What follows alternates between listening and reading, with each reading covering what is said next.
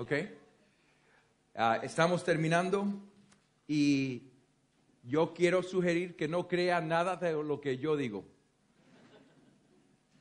En serio, no crea nada de lo que yo digo si no está en la Biblia.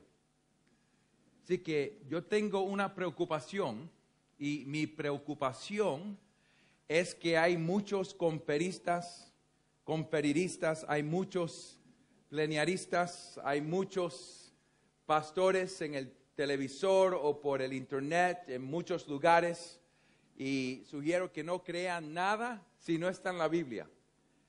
Y mi preocupación es que podemos darle a ustedes una enseñanza y alguien me puede preguntar, Juan, ¿en la iglesia debe tener ancianos o no debe tener ancianos? ¿Debe de tener más de un anciano o no debe de tener más de un anciano? Y yo puedo dar una respuesta, sí o no, o algo diferente. Y lo que yo he visto, por lo menos en el mundo hispanohablante, es que algunos toman lo que se enseña y corren con eso porque lo dijo fulano.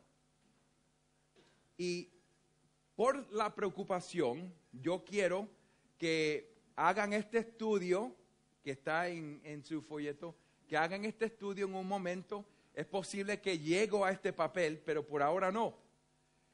Porque lo que yo quiero hacer es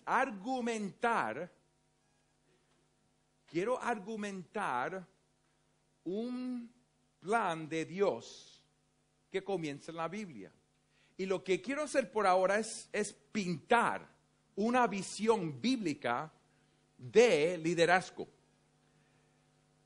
Y no creo que si no entendemos la panorama del liderazgo de la Biblia, pienso que es posible no entender el liderazgo en la iglesia. Así que vamos a pedir al Señor que nos ayude. Y yo voy a comenzar en Génesis capítulo 1, después de mi oración. Vamos a orar. Querido Señor, sabemos que necesitamos tu ayuda para entender la palabra. Y te damos gracias que tú no te has escondido de nosotros, pero tú te has revelado última vez en tu Hijo Cristo Jesús. Y tenemos tu palabra en nuestras Biblias por el ministerio del Espíritu Santo. Tu Espíritu nos guía y ilumina tu palabra. Y ahora pedimos, Espíritu, ayúdanos a entender tu palabra. En el nombre de Jesucristo oramos. Amén. Yo creo que en el mundo hay un gran problema de liderazgo. Y eso se ve en cualquier lugar, ¿verdad? Se ve en la política, se ve en las casas, en los hogares y se ve en las iglesias. Y yo creo que no tengo que argumentar ese punto porque nosotros lo vemos de experiencia, ¿verdad? Que vemos que el liderazgo está fallando en el mundo entero, en cualquier lugar, en cualquier rol, en cualquier papel. Vamos a comenzar a Génesis a ver el plan de Dios desarrollado de liderazgo. Y vamos a ir rápido, así que de nuevo pónganse sus cinturones que voy a manejar rápido sobre la Biblia porque no tenemos mucho tiempo y mi meta es sacarlo a ustedes de aquí temprano, más temprano que el horario. Así que Génesis 1, comenzando en el capítulo 1, versículo 26, dice la palabra de Dios así. Y dijo Dios, hagamos al hombre a nuestra imagen, conforme a nuestra semejanza, y ejerza dominio sobre los peces del mar, sobre las aves del cielo, sobre los ganados, sobre toda la tierra, y sobre todo reptil que se arrastra sobre la tierra. Dios creó al hombre a imagen suya, a imagen de Dios lo creó, varón y hembra los creó. Dios los bendijo y les dijo, sean fecundos y multiplíquense, llenen la tierra y sométanla, ejerzan dominio sobre los peces del mar, sobre las aves del cielo, sobre todo ser viviente que se mueve sobre la tierra. Ahora vamos rápido, les dije, Pero yo estoy preocupado en enseñarles de la palabra de Dios para que ustedes pudieran ver de la palabra de Dios donde viene el principio de liderazgo. Y aquí lo que vemos es el igual del hombre y de la mujer a la imagen de Dios.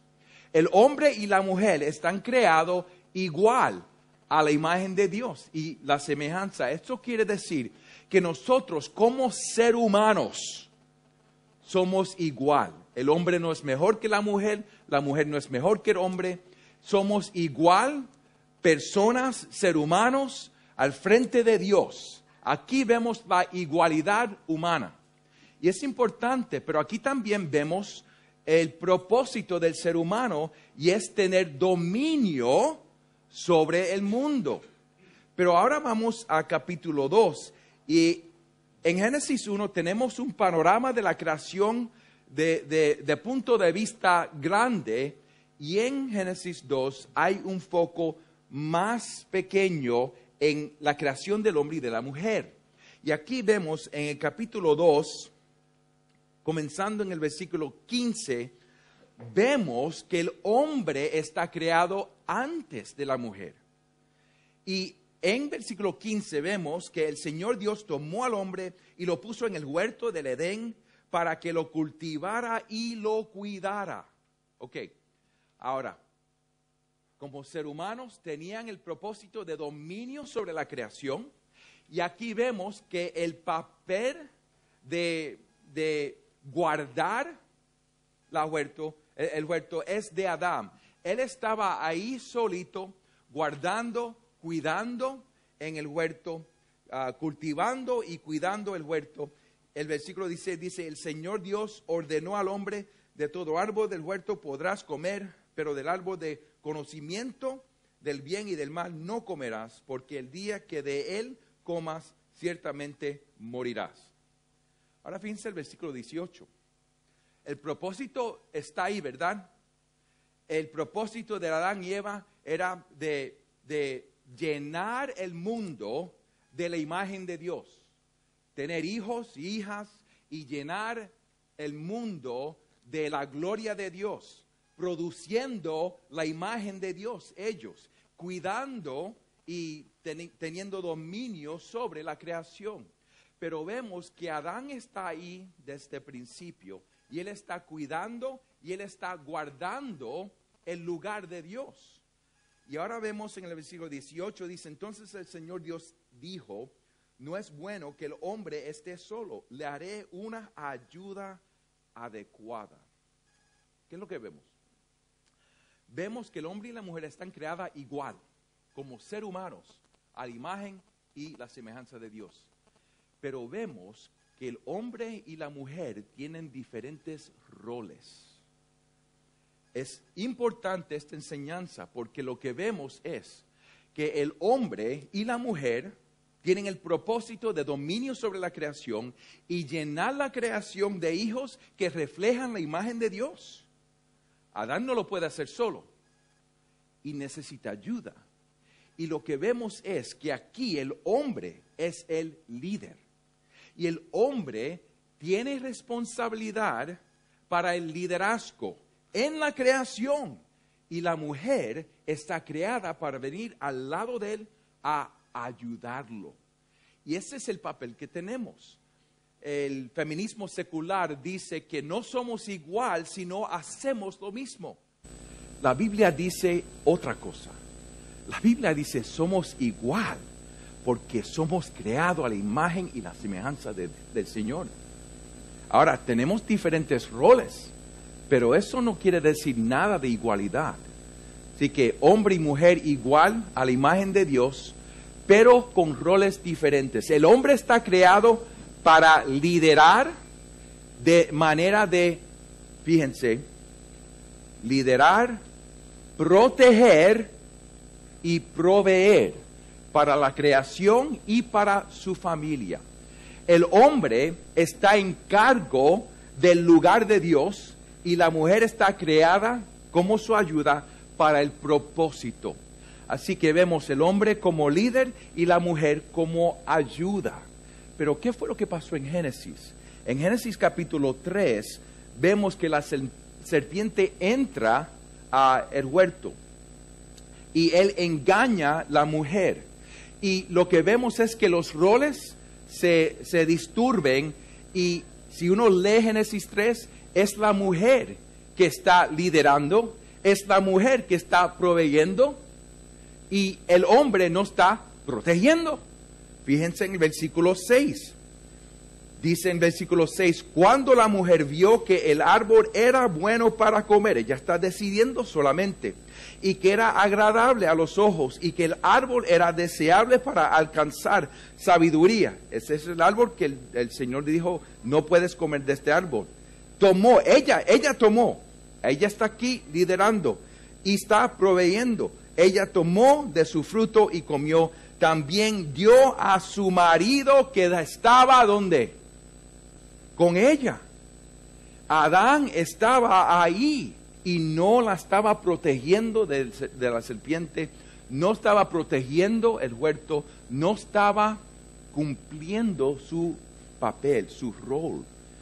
Y el resultado es que en Génesis 16 dice la palabra, aquí está el castigo a la mujer, y Dios le dice a la mujer, en gran manera multiplicaré tu dolor en el parto, con dolor darás a luz los hijos, con todo tu deseo será para tu marido, y él tendrá dominio sobre ti. Ahora, ¿qué quiere decir eso? Vamos a Génesis 4 y 7. En Génesis 4 y 7 nos enseña la palabra, dice, está hablando aquí el Señor a Caín, si haces bien, Caín, no serás aceptado, pero si no haces bien, el pecado yace a la puerta y te codicia, pero tú debes dominarlo. Ahora, lo que se puede ver aquí es que es las mismas palabras, similar en hebreo, en Génesis 3 y 16 y 4 y 7. Y lo que está diciendo Dios a Caín es, mira, el deseo del pecado es para ti, pero tú lo tienes que dominar. El deseo del pecado para Caín es como un tigre que está ahí listo para matarlo. Y esa es el mismo imagen en Génesis 3 y 16. Ahora, por el pecado, la mujer desea el rol del hombre, y el hombre, la respuesta es dominarla. Eso es pecado. Eso es la lucha del hombre y de la mujer. La mujer quiere liderar, la mujer quiere mandar, la mujer quiere manejar la cosa, y el hombre la va a poner en su sitio. Y eso no es así. Eso no es así. Lo que vemos es que en el Evangelio el Señor arregla lo que entró el pecado a la creación. Y vemos que el hombre, por el poder de Dios, por la gracia del Señor, a través del Evangelio, el hombre tiene que amar, no dominar, tiene que amar su mujer como Cristo amó a su iglesia, ama a su iglesia. Y la mujer no va a dominar a su marido, pero se va a someter a su marido, como la iglesia a Cristo. ¿Qué estoy diciendo? El matrimonio es una imagen de la relación de Dios con su iglesia. Y tenemos el patrón de liderazgo aquí en Génesis 1 y 2. El patrón que el hombre está creado para liderar, para proteger, para proveer para la creación, para su familia.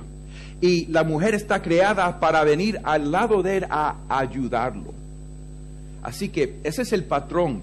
El pecado ha traído dentro de la creación esta lucha dentro del hombre y la mujer. Y espero que entiendan esa experiencia por el pecado. Pero el Evangelio corrige ese problema. Ahora, ¿por qué estoy hablando de matrimonio? Porque el matrimonio es una pintura de Dios y la iglesia. En Ezequiel 16, Dios dice que Él era un marido, un hombre que encontró a Israel después del partido, y Él la limpió y le dio vestido, y ella creció hasta la edad de matrimonio, y Él se entregó a ella, y ella se fue con otros amorados. Pero él prometió que un día la iba a traer para atrás para él. Lo vemos en la Biblia, esta historia de Dios como marido y la iglesia como mujer. Y tenemos este patrón en nuestros matrimonios de liderazgo. Y varones, les quiero decir que nosotros tenemos una gran responsabilidad bajo el Señor, a través de su palabra, de ser líderes en nuestras casas. Tenemos que liderar primeramente en nuestras casas. Tenemos que proteger y proveer. Y eso no es nada más para maridos. Jóvenes que no están casados también, ustedes tienen que practicar el liderazgo y tienen que proteger las hembras. Tienen que protegerlas y tienen que aprender cómo proveer para ellas cuando se case. Así que tiene que trabajar, tiene que educarse, tiene que entender cómo trabajar. Ese es el patrón de Dios. Ahora, vamos a Efesios 4. Efesios 4.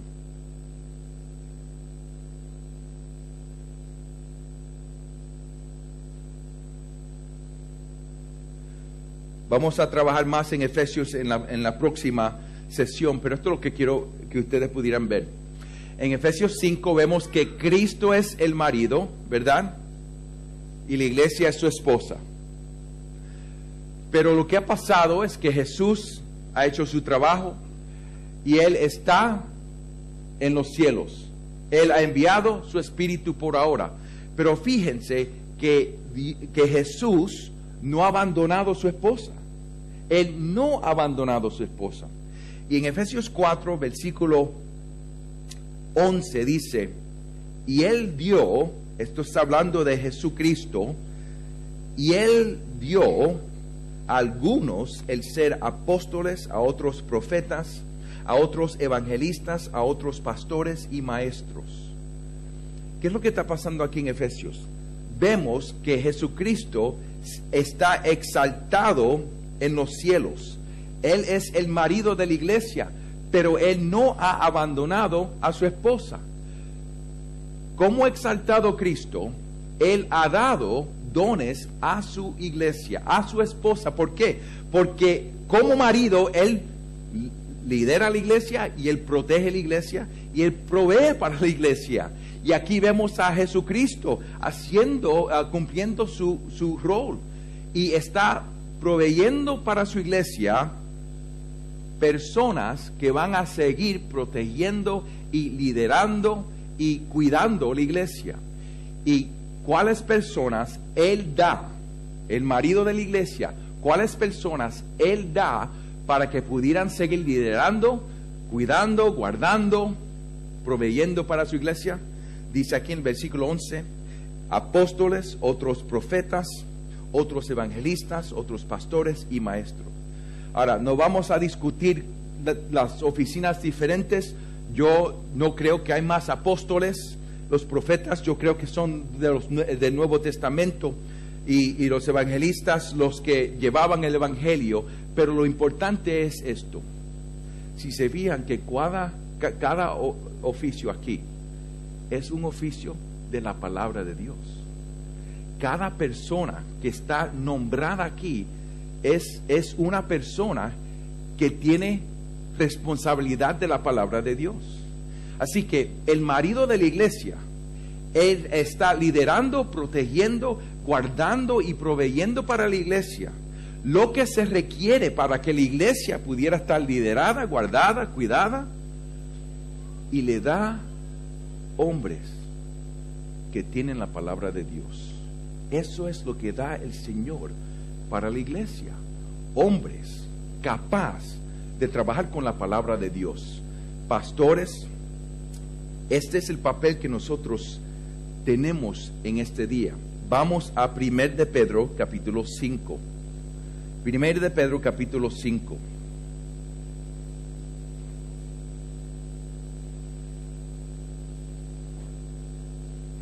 Hay diferentes imágenes que tenemos del liderazgo de la iglesia. Y marido es una imagen, pero aquí tenemos otro también, pero el mismo sentido. 1 de Pedro capítulo 5, versículo 1 dice: por tanto, a los ancianos entre ustedes exhorto yo, anciano como ellos y testigos de los padecimientos de Cristo, y también participantes de la gloria que ha de ser revelada. Pastoreen el rebaño de Dios entre ustedes. ¿Qué es lo que hace un pastor? Es un líder, él protege y él provee para las ovejas, porque como dijo Ryan, las ovejas son estúpidas. Así que el pastor cumple el mismo rol como un marido, como líder, como protector y como proveedor. Y eso es lo que hace un pastor. Y también tenemos esta misma imagen. Y Pedro dice: pastoreen el rebaño de Dios entre ustedes, velando por él, no por obligación, sino voluntariamente, como quiere Dios. Aquí vemos el amor de Dios para su iglesia, el amor del marido para su esposa, el amor del buen pastor para su rebaño. Así que tenemos diferentes imágenes de liderazgo, pero aquí vemos que nuestro Señor Jesucristo ha dado a la iglesia hombres para que sean líderes y para que protejan, para que guíen y para que puedan proveer para la iglesia. ¿Y qué es lo que Él quiere proveer para la iglesia? La palabra de Dios. Así que ha dado líderes que van a liderar, que van a proveer y van a guardar el rebaño con la palabra de Dios. Y esto es lo que vemos por la Biblia entera.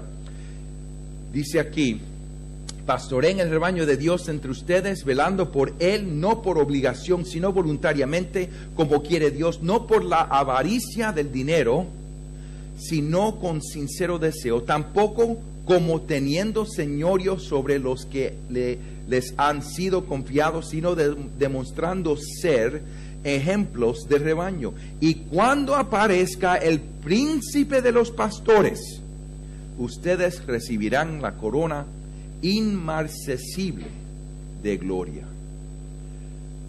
El Señor Jesucristo es el marido, Él es el esposo y la iglesia es su esposa, y Él dirige la iglesia con la palabra de Dios, y Él ha dado a la iglesia ministros de la palabra de Dios, para que esos ministros de la palabra, bajo del príncipe, pudieran seguir liderando la iglesia con la palabra de Dios, cuidándola, guardándola, ayudándola, aconsejándola, corrigiéndola con la palabra de Dios. Aquí hemos visto un panorama de liderazgo y ahora podemos entender el patrón de Dios de liderazgo en Génesis 1 y 2. Este es el mismo patrón que Dios requiere para la iglesia. Vamos a 1 Timoteo capítulo 2. 1 Timoteo capítulo 2.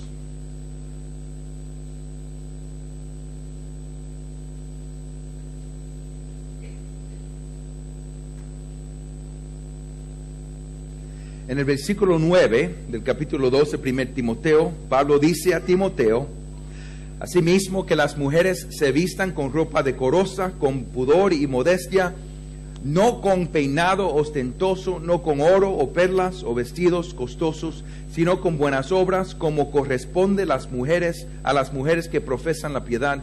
Que la mujer aprenda calladamente, con toda obediencia. Yo no permito que la mujer enseñe ni que ejerza autoridad sobre el hombre, sino que permanezca callada.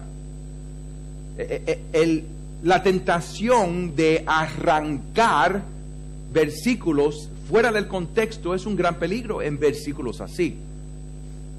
Porque si se lee en contexto, esto nos está diciendo que la mujer no puede decir nada en la iglesia. Si eso es verdad, no deben de ver mujeres aquí arriba cantando. No deben de ver mujeres orando. Pero en 1 Corintios 11, Pablo permite a las mujeres orar públicamente y profetizar públicamente. Así que, ¿qué es lo que está pasando? El patrón en Génesis 1 y 2 se tiene que reflejar dentro de la iglesia. Y eso quiere decir que los líderes de la iglesia, los pastores, los que tienen la autoridad de Dios porque están en cargo de la palabra de Dios, tienen que ser hombres. Y eso es lo que está diciendo Pablo aquí, que la mujer está prohibida estar en cargo de los hombres en la iglesia y de enseñar la doctrina, la palabra con autoridad a los hombres. Por eso es que decimos que el pastor es hombre, el pastor puede ser hombre nada más, porque ese es el patrón de Génesis 1 y 2 de liderazgo, y ese patrón en la iglesia debe de estar reflejado. ¿Por qué? Porque ese es el plan de Dios. Tenemos el patrón de Dios, porque Jesucristo es el esposo y Él es es el líder, el protector y proveedor para su iglesia, para su mujer. Y tenemos este patrón en la iglesia. Ahora, si me entienden, hagan así. Si no les gusta, hagan así. Ok, no veo a nadie haciendo así, así que seguimos adelante. Pero he tomado tanto tiempo para establecer este punto porque es importante. Porque es una cosa, alguien preguntar en el tiempo de pregunta, mira pastor, ¿una mujer puede ser pastor? Y yo puedo decir no. Entonces tenemos una lucha. ¿Pero por qué? No es porque las mujeres, hay algunas mujeres que pueden predicar mejor que hombres. Pero eso no quiere decir que debe de ser pastor. Hay unas mujeres que pueden ser mejor cosas de hombre, pero eso no quiere decir que una mujer puede ser pastor. Y porque una mujer no puede ser pastor, eso no quiere decir que la mujer es un menor ser humano o que la mujer no importa en la iglesia.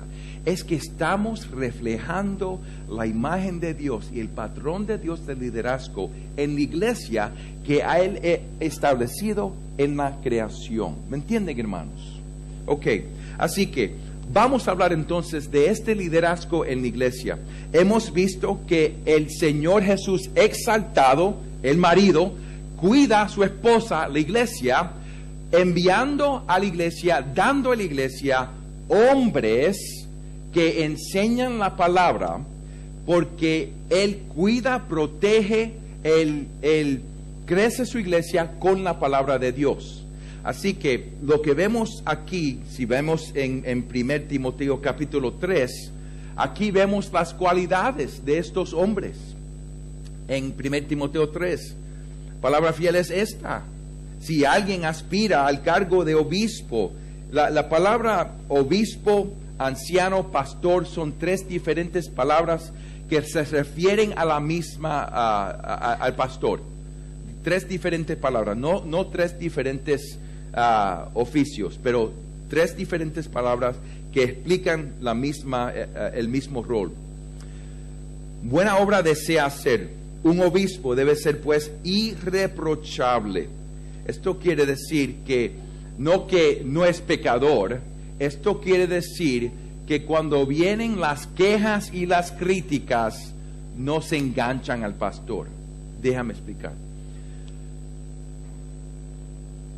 Si yo, en mi iglesia, yo voy de mujer y estoy hablando con las mujeres en una forma que soy fresco y estoy haciendo cosas así, una mujer viene y dice a los pastores, mira, el pastor Juan estaba fresco conmigo y yo no me siento bien con eso. Si la iglesia me ha observado que sí soy fresco con las mujeres, la iglesia va a decir, pues mira, tiene razón esa mujer. Se engancha la crítica y se engancha la queja. Pero si yo me comporto de una manera que respeto a las mujeres, que siempre honro a mi esposa adelante de la iglesia, Y siempre respeto todas las mujeres. Y la iglesia entiende eso. Y viene una mujer y dice, mira, el pastor ha sido fresco. La iglesia dice, pero yo no puedo ver eso, no entiendo. No se engancha la crítica y no se engancha la queja. ¿Me entienden, hermanos? No es que el pastor tiene que ser, que no peca, porque eso no es verdad. Es que vive de tal manera que las quejas y las críticas no se enganchan. Y aquí vemos que en 1 Timoteo 3, por lo menos hay 4 áreas que el pastor debe de ser irreprochable. Yo creo que la cualidad importante es que es irreprochable, y vemos 4 áreas. Primero vemos la área del carácter personal. Es una cosa mala cuando hay una persona que tiene dones increíbles de predicar y de enseñar y es erudito, pero es una persona sin carácter bueno. Eso es un engaño. Eso no puede ser así. Y esa persona no está cualificada para ser pastor. No importa los dones. Hermanos y hermanas, les digo esto ahora mismo. La prueba de liderazgo y la prueba de pastor no son dones, es carácter. Y eso es importante. El carácter de los pastores, el carácter de los líderes en la iglesia. Es una cosa mala cuando alzamos al liderazgo personas que son carismáticas de personalidad, o personas que hablan bien y atraen muchas personas, pero tienen un carácter que no es piedoso. Y esto lo está diciendo Pablo. Pablo está hablando de cosas que eran problemáticas ahí en Éfeso. Y aquí vemos que tiene que ser irreprochable en su carácter personal. Dice, sobrio, prudente, de conducta decorosa, también hospitalario, no dado a la bebida, no pendenciero, sino amable, no contencioso, no avaricioso. Aquí vemos que el carácter personal del pastor debe ser irreprochable. Pero también, por segundo, vemos que su vida familiar debe de ser irreprochable. Dice aquí, marido de una esposa. Y hay cuestiones de la interpretación, pero si el pastor no es fiel a su esposa, y hay diferentes maneras de adulterio, no nada más adulterio con otra mujer, hay el adulterio con el ministerio, y el adulterio con el trabajo, o adulterio con sus deportes, o recreación, o diferentes cosas, o sus juguetes, vamos a decir, sus electrónicas, que un hombre está ahí en los electrónicos todo el día y no cuida a su esposa. Hay diferentes maneras. El pastor debe de amar a su esposa, y el matrimonio del pastor debe de ser de un ejemplo para la iglesia entera. Irreprochable, no perfecto, pero irreprochable. Y también la vida con sus hijos, que gobierna bien su casa, teniendo a sus hijos sujetos con toda dignidad. Así que los hijos del pastor no están corriendo ahí, brincando de arriba abajo, y que él tiene control de su familia, y es un ejemplo que la iglesia puede decir, ok, ese pastor cuando predica algo de parientes, yo lo puedo escuchar. Pero si el pastor está predicando de parientes y la iglesia está diciendo, pero yo no sé por qué vamos a oír esta persona, porque él no tiene control de su casa. Así que vemos estas cosas, y también vemos que tiene que ser irreprochable también en su vida espiritual. Su vida espiritual y su doctrina. Versículo 6, no debe ser un recién convertido, no sea que envanezca y caiga en la condenación en que cayó el diablo. Y también, por último, debe de tener una buena reputación entre los de afuera de la iglesia. Así que vemos que debe de ser irreprochable en su carácter personal, irreprochable en su vida familiar, irreprochable en su vida doctrinal y espiritual, y irreprochable en su vida pública. Si hay un pastor y el pueblo dice, pero yo no sé por qué esa persona es pastor, por qué hace esto y esto y esto. Tiene que tener una reputación buena pública. Y vemos que estos son los líderes que debemos de estar alzando dentro de nuestras iglesias. Ahora, varones, óigame, ¿por qué usted no está logrando para ser anciano? ¿Por qué usted no está logrando para ser un líder en su iglesia? Todos los hombres son pastores de sus hogares, primero. Pero también todos los hombres en la iglesia deben de ser irreprochables en su vida personal. Todos los varones en la iglesia deben de ser irreprochables en su vida familiar. Todos los hombres en la iglesia deben de ser irreprochables en su vida espiritual y doctrinal. Deben de ser irreprochables en su vida pública. Así que, hermanos, deben de estar logrando ser líderes en las iglesias, comenzando en sus casas. Y pastores, les sugiero a ustedes que deben de invertirse en los varones en la iglesia para discipularlos, pensando que estos hombres van a liderar en la iglesia. Así que vamos a ponernos de acuerdo que Jesucristo ha dado a su iglesia hombres para liderar, para proteger, para proveer la palabra de Dios y para equipar la iglesia para el ministerio.